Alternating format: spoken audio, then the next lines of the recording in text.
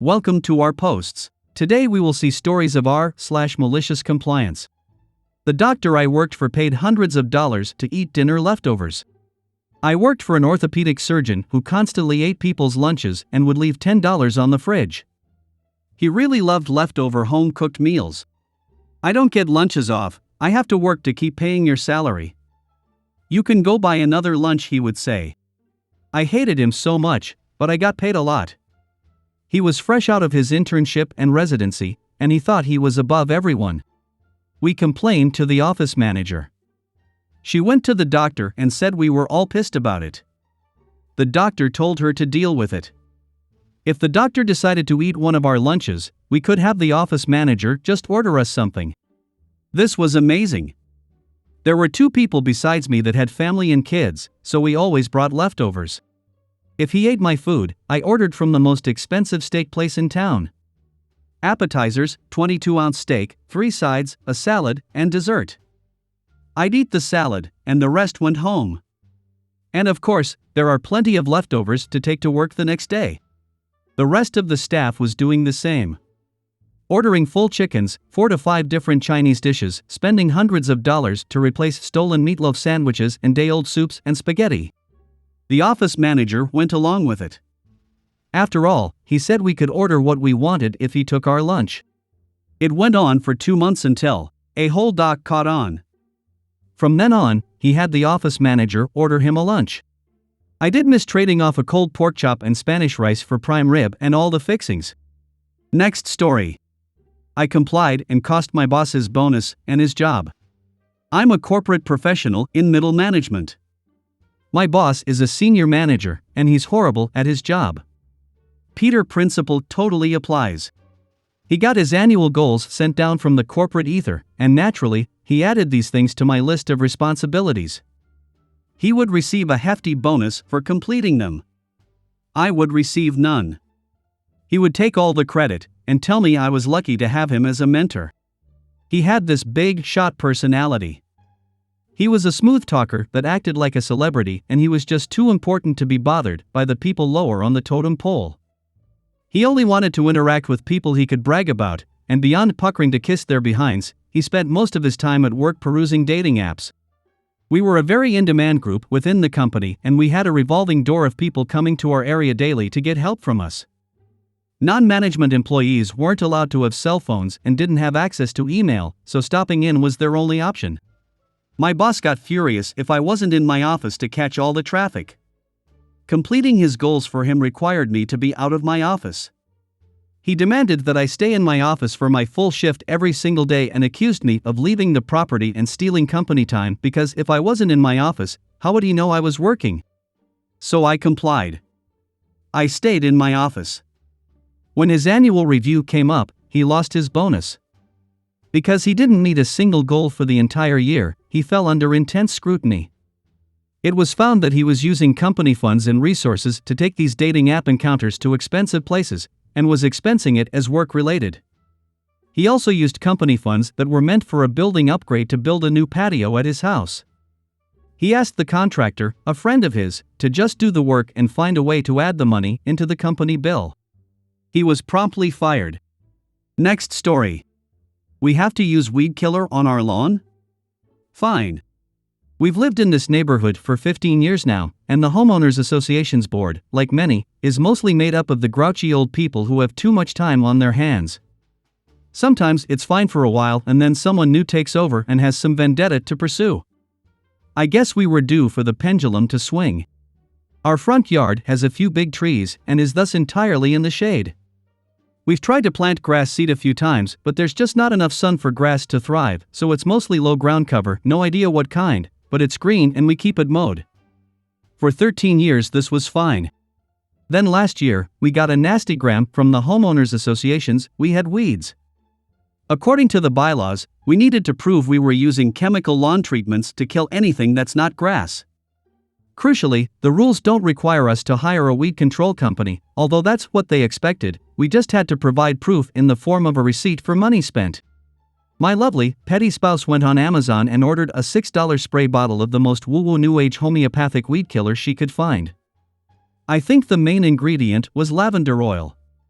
We dutifully spritzed the yard a few times, sent an action shot and a copy of the digital receipt, and thanked them for their concern. The lavender oil, shockingly, did nothing. We didn't actually have to kill the weeds, though, just try. We've heard nothing from the homeowners associations since, and the front yard still has almost no grass. Next story. Complain to me pretending to be a patient's father? Well, let's involve her parents then. I used to work at a very nice private hospital where the place looked like a hotel, the food was great and the service unrivaled. We were voted best private hospital in the country quite a few times, and all around, people were happy and the care was great. The nurses were mostly old school, stern, but very passionate about patient care, with no time for anything that stops them from doing their job.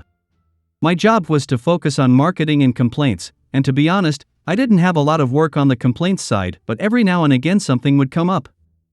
If there was an incident, the RNs would usually come and warn me to expect something, and give their side of the story. One morning, as I got to work, a RN was waiting at my door to update me on an incident the previous night. There was a 18-year-old patient who had a small ULP but was prone to dizziness and fainting. Now, slip and falls are a big thing in hospitals, and these incidents get monitored very closely. Since she was a slip and fall risk, they moved her to a private room right in front of the nurses' station so that she can be monitored throughout the day and night. One night, the tattoo-clad, older nurse's description, 20-something boyfriend comes to visit, and forgets that this is in fact a hospital and not a hotel. Old school, stern nurse realized something is amiss when the room's doors were closed and, after she pushed the door open, the curtains around the bed was drawn too. Seeing the privacy takes second priority to a patient's healing and safety in a hospital, old school nurse wasn't having any of this. She pulls the curtains open, pulls the boyfriend out of the hospital bed, and gave them both a talking to. Tattoo boyfriend left soon afterwards, apparently furious that his evening was ruined. Sure enough, 2 hours after the nurse visited my office, I get a mail from patient's father, detailing how his daughter's privacy was invaded the previous night, how she had a private conversation with her boyfriend, and how they were unfairly treated by a nurse. I was surprised that an older gentleman would write an email to a hospital with so many spelling errors and complete lack of punctuation, but the email address, something like tattooguy@gmail.com, was a total giveaway as to who the real author was. Now, technically, I was just able to reply on the email, detailing our experience and side of the story. However, sharing private patient information on an email to an unconfirmed email address is bound to get me in serious trouble. So, I did what any sane, and perhaps slightly malicious, person would do. I called document control and asked them to pull the email address on file for me. This happened to belong to her mom. I forwarded the email to her, mentioning that I received the following email from her daughter's father, but since she is the contact person on file and we need to stick with the people that we have permission to contact, may she be as kind as to share our response with him? I then detailed what the nurse told me. About the patient being a slip and fall risk that requires constant monitoring, about the boyfriend visiting, about the door and curtain being closed, and the nurse catching them in the hospital bed together. I apologized on behalf of the nurse for invading their privacy, but explained that open doors are protocol to ensure a patient's safety, and our main priority is getting a patient safe, healthy, and back at home as soon as possible. I ended the mail with my contact details and invited her to contact me if she has any further questions. Well, if the parents didn't know about the incident, they knew now. I am told the daughter was well behaved for the remainder of the time, and the boyfriend didn't stop by once during the rest of the patient's stay. So, lessons learned: don't include your parents' details on your hospital file as your main contact details if you don't want them contacted. Don't try and catfish a hospital employee, and respect a hospital for what it is, a place of healing and not a hotel. Next story. Boss punished me by reducing my hours, but didn't tell the other boss. Background. I was working remotely for a staffing agency, organizing and managing events. When I was initially hired on, it was due to the fact that 3 employees were quitting. They all seemed to be leaving amicably to pursue other ventures, so I didn't think anything of it. They had hired myself and one other person to replace them, and everything was going fine. Over time, I started to notice little things here and there, like issues due to miscommunication between the owners, married couple, and a heavy workload. A few months in, I was assaulted and had been injured pretty badly. It was really difficult, obviously, but I worked remotely, so I was still able to work. I told my bosses I had an emergency and was injured, and needed to take time off. Almost immediately one of the owners called and left an angry-sounding voicemail. I called him back and ended up having to tell him I had been assaulted and went to the hospital and all that. He seemed sympathetic, but near the end of the conversation he noted that I was supposed to be managing an event that weekend, Friday through Sunday, and that they had no one else to manage it. He didn't do any of that, but his wife did. However, we always had at least 5 events we were organizing and managing at a time. I was afraid I would get fired, so I ended up having to work that weekend. It wasn't so bad, but I was in an incredible amount of pain, and due to my injuries the doctor said they couldn't prescribe me any strong pain medication due to complications that may arise. I worked that weekend and pushed through. Shortly after that, they fired another employee and gave me her workload. Then they chose me to do a very long-running, 2+ months, event taking place in 2 different time zones. They initially decided the event would be split between myself and another employee. She was pregnant, it matters for context, due to the size of the program. So while I was dealing with the assault and healing, took 1 month for my injuries to heal, I was also doing the majority of the workload of this event. I was also having to plan a move, put my stuff in a storage unit, and living in a long-term sublet while I looked for a place. I was also organizing other events on top of that, so there were days where I would easily work 10+ hours. Eventually, the employee who was helping me went on maternity leave, so the whole program landed on my shoulders. One day I got reprimanded for working overtime. I explained that the workload was heavy, and since I was managing events in 2 time zones, I was having to wake up super early in the morning, 4 a.m., work during the day, take a long lunch, work some more, then wrap up the other event which ended in the evening, 10:30 to 11 p.m. They basically told me I needed to manage my time better. Well, I was not doing well mentally or physically, so my cognitive abilities weren't the best. I was making small, easily fixable mistakes here and there, but nothing that was damaging or severely detrimental to the business. There were days I would just sit there crying at my desk. It was awful. Another employee had also been reprimanded for working overtime, and she was as swamped as I was. Eventually one of my bosses emailed me and said I was still working too much overtime, and that he wanted me to work only 5 hours on days where I wasn't managing the big event. I was relieved, honestly. I was looking forward to having more time for myself so I could heal. I made sure to email him back to confirm the non-show management days he wanted me to work 5 hours for the following week.